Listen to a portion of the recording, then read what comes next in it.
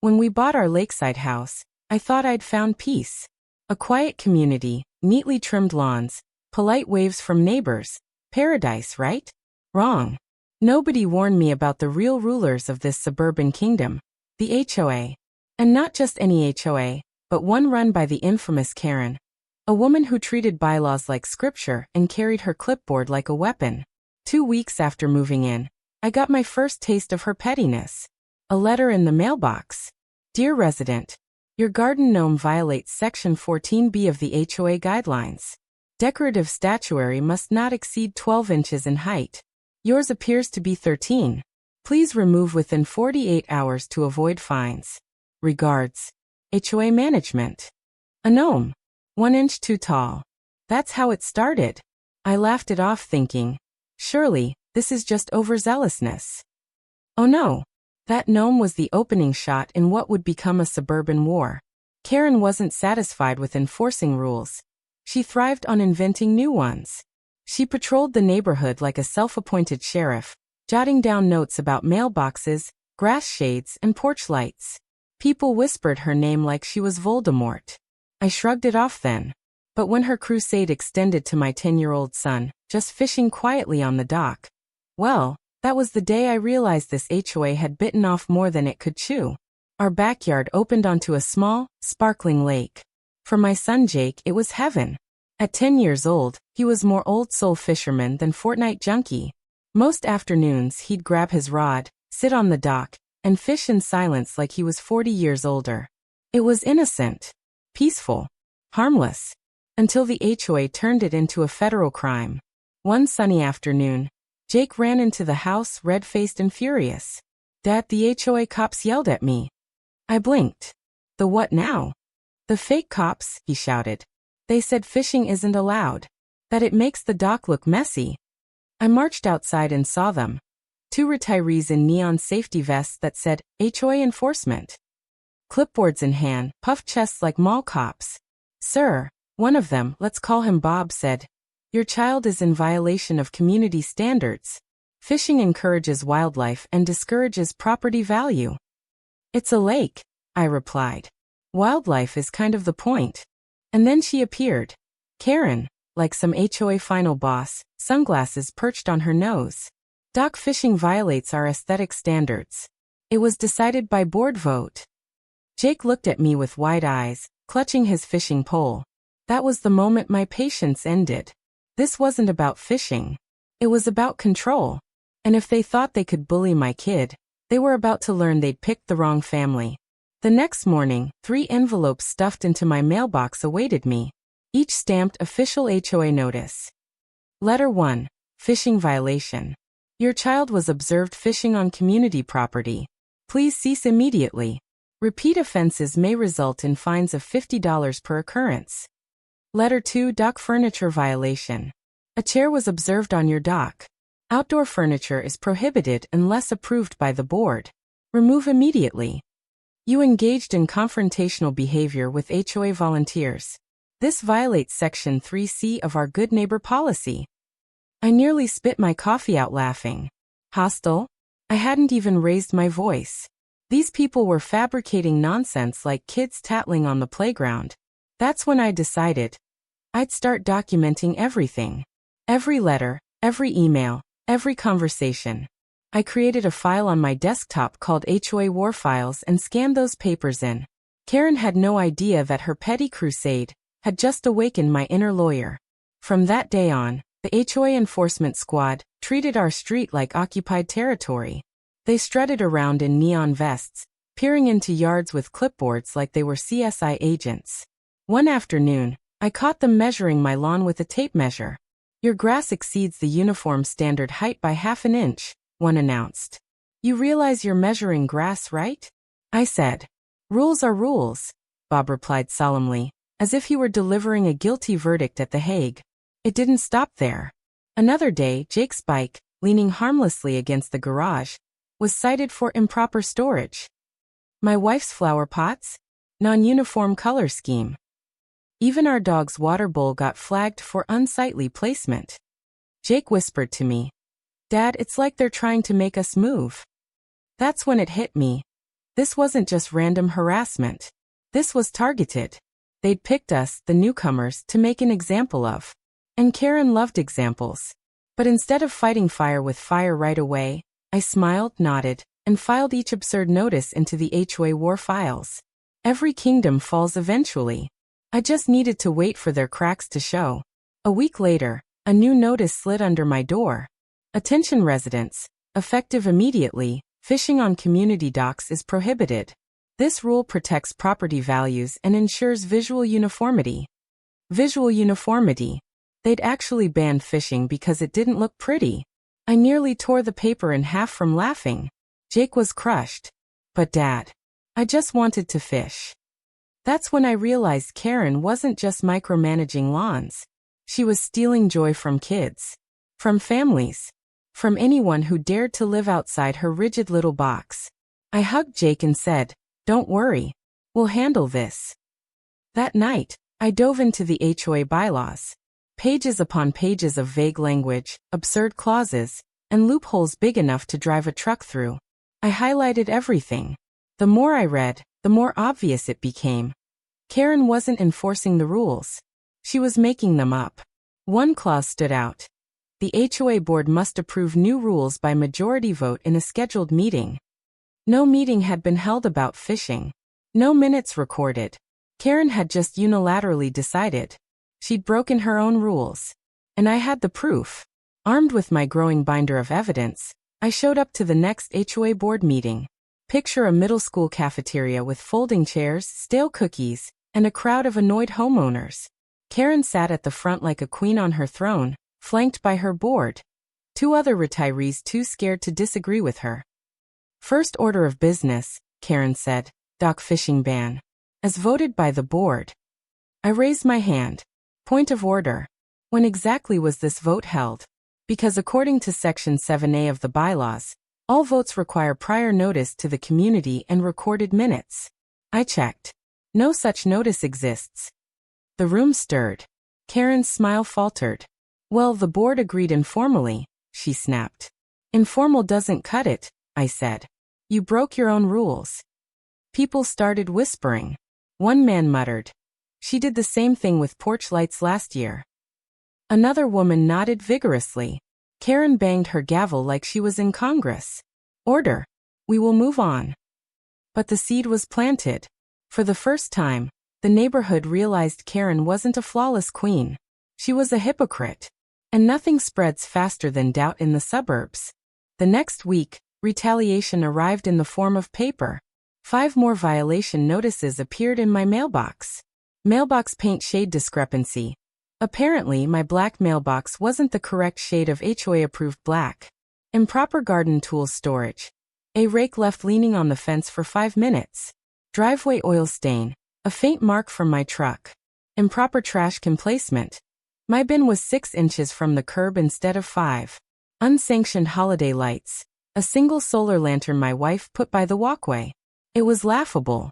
Petty on a level that belonged in a sitcom. But the kicker? A final warning for Jake fishing again.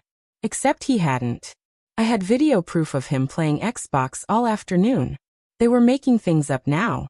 I compiled everything into my binder, now bulging with absurdity. If they wanted war, I was more than ready. What Karen didn't realize was that while she was busy inventing fake violations, I'd been quietly digging into her own backyard. Literally. And what I found would be her undoing. Remember how Karen loved to measure grass? Well, I took a stroll past her yard one morning, binder in hand. And oh, the irony. Her lawn? Patchy, uneven. And at least 3 inches over the uniform standard height. Her mailbox? Faded and chipped. Definitely not HOA approved. Her backyard shed? Painted fire engine red. Completely against the neutral tones only clause. And then I saw it. A boat tied up on her dock.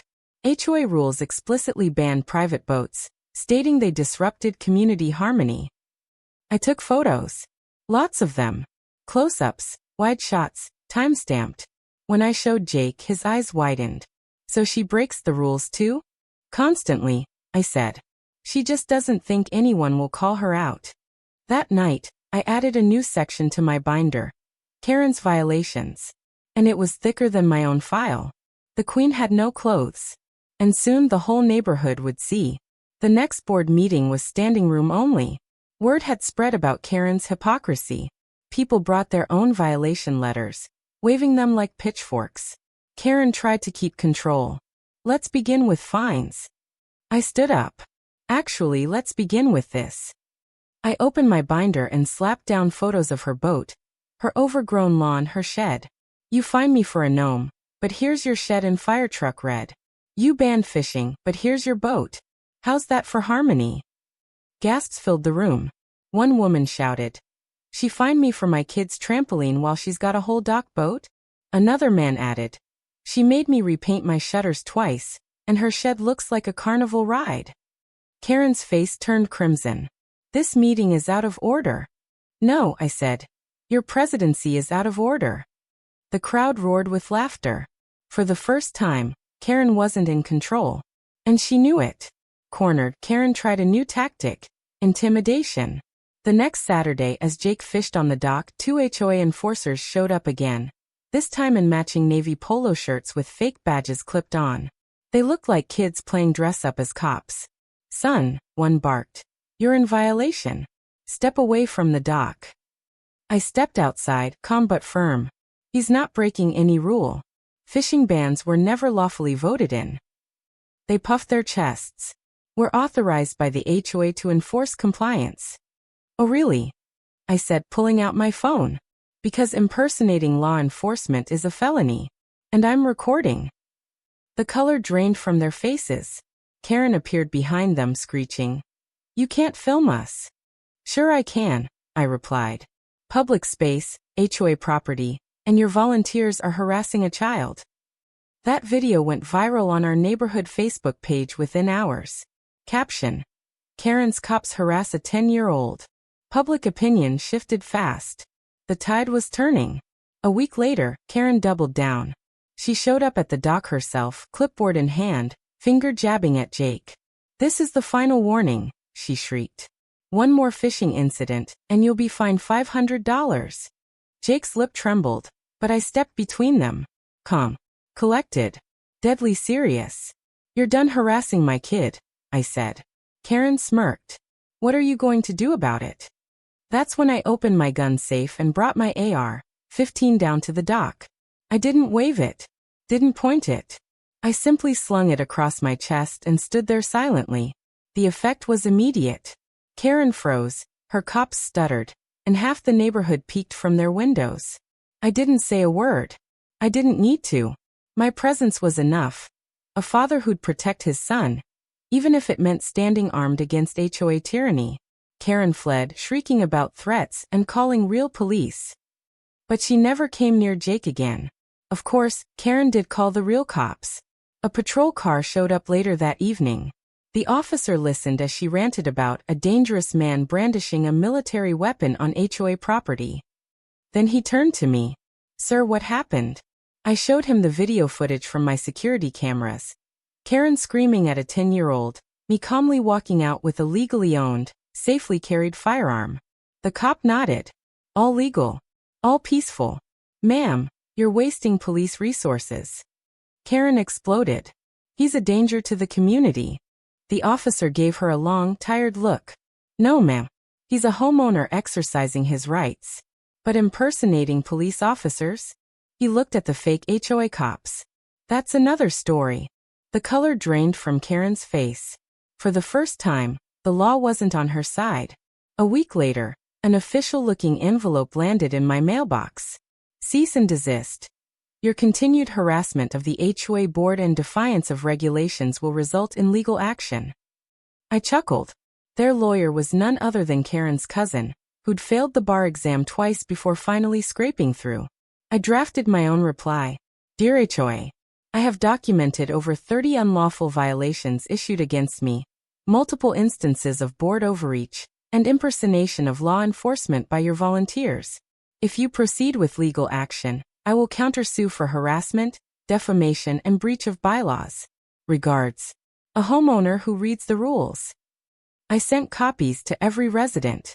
Transparency is a wonderful disinfectant.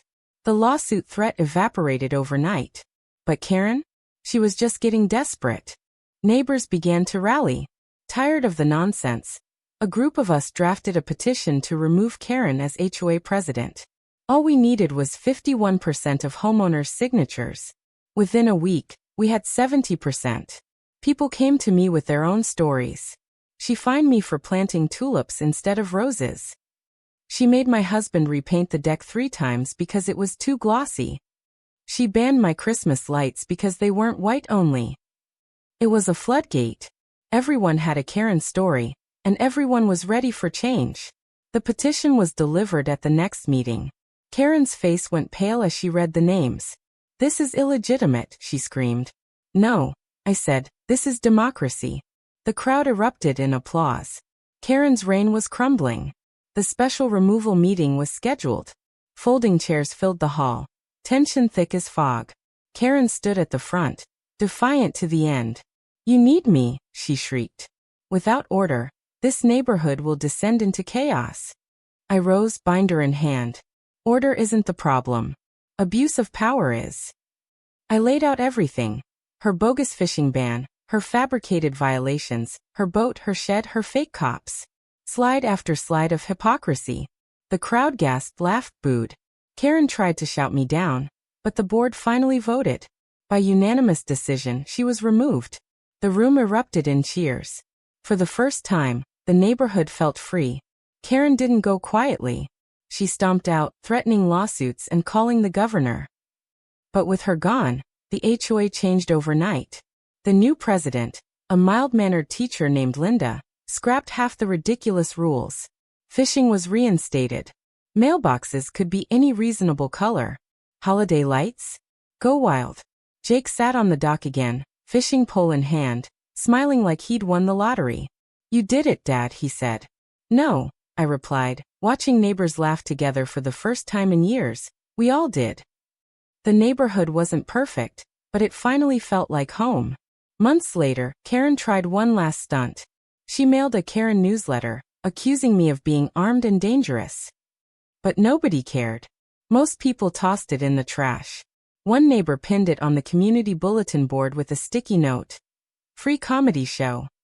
Karen eventually moved out. Her red shed left behind like a scarlet letter. The rumor was she tried to start fresh in another HOA, but word followed her. She was forever branded as that president. And honestly, I slept better knowing she was someone else's problem. Life settled into a new rhythm. On summer evenings, I'd sit on the dock with Jake, poles in the water, the lake calm around us. Sometimes neighbors joined us, bringing lawn chairs and coolers. The dock, once the center of chaos, had become the heart of the community. One night, Jake looked at me and said, "Do you think Karen will ever come back?" I smiled. "Not a chance. Some fish are too smart to bite the hook twice." We laughed, cast our lines, and let the ripples spread across the lake. The war was over. The HOA was sane again. And for the first time since moving in, I finally felt at peace in my own home. All it took was a binder, some patience, and yes, an AR-15.